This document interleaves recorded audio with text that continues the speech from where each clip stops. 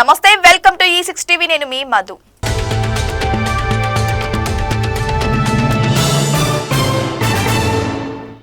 కడప జిల్లా మైదుకూరు నియోజకవర్గంలోని దువ్వూరు మండలం పుల్లారెడ్డిపేట ఏసీ ప్రభుత్వ బాలుర వసతి గృహం నందు అసాంఘిక కార్యక్రమాలు జోరుగా సాగుతున్నాయి. విద్యార్థులు ఉన్నారనే ఆలోచన లేకుండా ప్రభుత్వ హాస్టల్లోనే మద్యం సేవించడంతో పాటు ఇటువంటి చర్యలకు పూర్తిగా హాస్టల్ సిబ్బంది కూడా సహకరిస్తున్నట్టు తెలిసింది.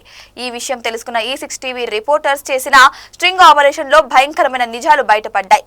E6 టీవీ హాస్టల్లో పర్యటిస్తున్న క్రమంలో మద్యం బాటిల్ పై ఉండే లేబుల్ స్టిక్కర్స్, హాస్టల్లో దృశ్యాలను E6 టీవీ కెమెరాలో బంధించడం జరిగింది. మద్యం లేబుల్ స్టిక్కర్స్ ఇక్కడ ఎందుకు ఉన్నాయని అక్కడ ఉన్న సిబ్బందిని తేజ, రమేష్ లు ప్రశ్నించగా, అవును, ఇక్కడ మద్యం తాగిన మాట వాస్తవమే అని, ప్రతిరోజు ఇక్కడ తాగుతూ ఉంటారని చెప్పుకొచ్చారు. విద్యార్థులు నిరంతరం కాలకృత్యాలు తీర్చుకునేటువంటి టాయిలెట్ గదులు కూడా చాలా దారుణంగా ఉన్న పరిస్థితి నెలకొంది. విద్యార్థుల సౌకర్యార్థం కోసం ఈ బాత్రూమ్ ని నూతనంగా నిర్మించడం జరిగింది. ఏడాది కాలం గడవక ముందే ఈ బాత్రూమ్ల పరిస్థితి పాడుబడిన టాయిలెట్స్ లాగా మారినటువంటి పరిస్థితి అయితే ఇక్కడ ఏర్పడింది. ఈ విషయంపై హాస్టల్ సిబ్బందిని ప్రశ్నించగా, తాము డైరీ శుభ్రపరుస్తున్నామని, ఈ రోజు మాత్రమే శుభ్రం చేయలేదని సాకులు చెబుతున్నారు. అయితే విద్యార్థులకు పెట్టే భోజనం విషయంలో కూడా కనీసం హాస్టల్లో మెనూ బోర్డు కూడా లేకపోవడం ఇక్కడ ఆశ్చర్యానికి గురి చేస్తుంది.